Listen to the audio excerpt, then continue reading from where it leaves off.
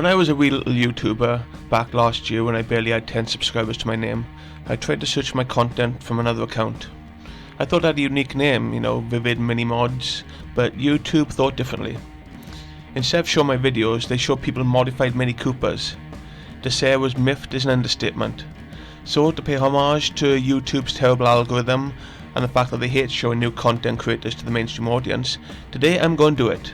I'm going to literally make a Vivid Mini Mods. Hold on to your hard hats, this is Gasland territory. So to start off, we need to separate all our parts.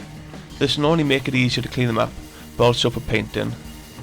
To do this, I get my handy electric drill and begin boring a hole through the bottom of the car where the metal part connects to the plastic. One eternity later, with the help of some snippers, I managed to pry open the car. This was by far the hardest part of this build. I don't know whether it's because they made them harder back in the day, or just a particularly tough piece of metal. But with that taken care of, we can separate out all the parts. This car is something from my toy box when I was a kid, and I just happened to hold on to it. And to say they have taken care of it is a lie. You can see from the rusted axle that this toy car will not be winning any races anytime soon. As you saw from the beginning, it can barely move.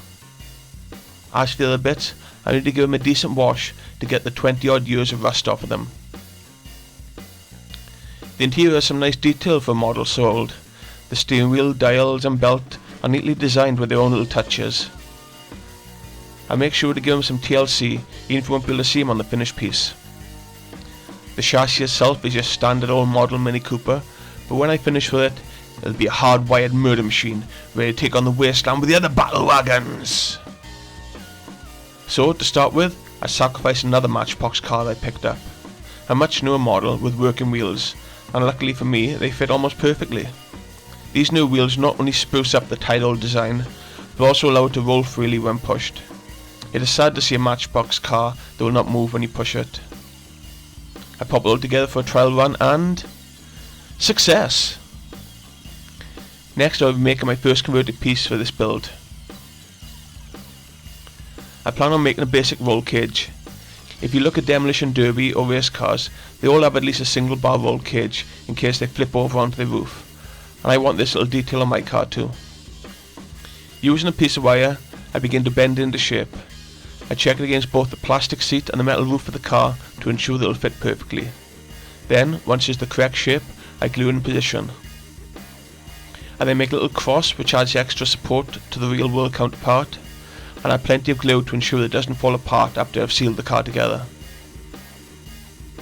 Now onto a small exhaust. On the original model, the exhaust is visible underneath the car, but nothing is poking up from the back. I want to change that, and I want everything on this model to be extra, unique and vivid. To start with, I got a Dremel again and began shaving off the metal. This will allow me to add a small tube which I had in a box of jewellery pieces. Onto the Warhammer bits. No matter how far I stray from the hobby, 40k will always draw me back in.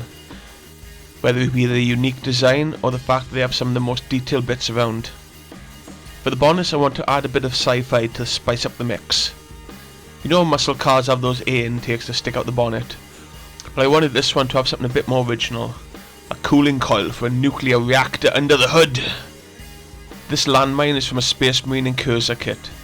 By chopping off the little feet, this will sit almost flush to the bonnet of the car and provide a much needed futuristic vibe to this toy. Now it wouldn't be Gaslands if it didn't have a gun, and what would be more fitting to a Mini than a humongous cannon. This lead spitter is larger than the passenger compartment of the car. I guess it's true what they say, big things come in small packages, and I'm sure it'll be a cold day in hell before anyone mess with this little Mini Cooper. With the weapon taken care of, it's time to concentrate on the auxiliary parts of this build. Being a team game, it's only natural I need to communicate with each other on a busy, death-filled roads. So I picked out some bits for the antennae. First is something from the Skitari kit to add a little steampunk to this model. I glue it on with the windows in place to ensure that it does not get in the way. Then once it's in place, I knock out the window to make sure it is not glued in. I don't want to be painted alongside the rest of the vehicle. Onto the back of the car, I add another antennae. This has a little symmetry to the shape of the car. On one side it's a massive gun, on the other side a communication array. And of course it would not be a cross-country race without some precautions in place. I live in the UK and I know the weather can change with a flick of the switch, from a late summer to a bitterly cold winter within the span of a week. So I can only imagine what a post-apocalyptic world would be like. And with this being such a little vehicle, it is not suited to deep snow or sprawling dunes. As such, a trusty shovel will come in handy when it will eventually get stuck. And to just add a little more immersion, I add some side bags into the mix too. For the last part of this conversion, I'll be adding a little badge or trophy to the rear of the chassis. Something that might have claimed for its victory over a rival faction, or simply a nod to its trials in the past. This is from the Imperial Knights kit, and is a beautiful design piece which fits perfectly onto the trunk of this Mini. Now I've finished this model, it's time to paint it up.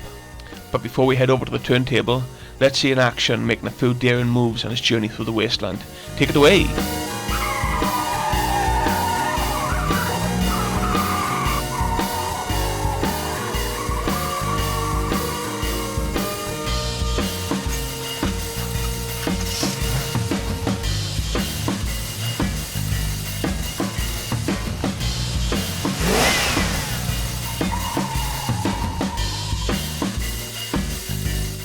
This was a fun little bit of side content away from my usual wargaming conversions. And when I think about the content I make, I'm more inclined to make things on their own aesthetic rather than following the rules of the model. Would you like to see more crazy ideas that do not fit perfectly into Warhammer 40k, or should I stick to conversions that are game legal? Let me know what you think in the comments, and until next time, I'll catch you all soon.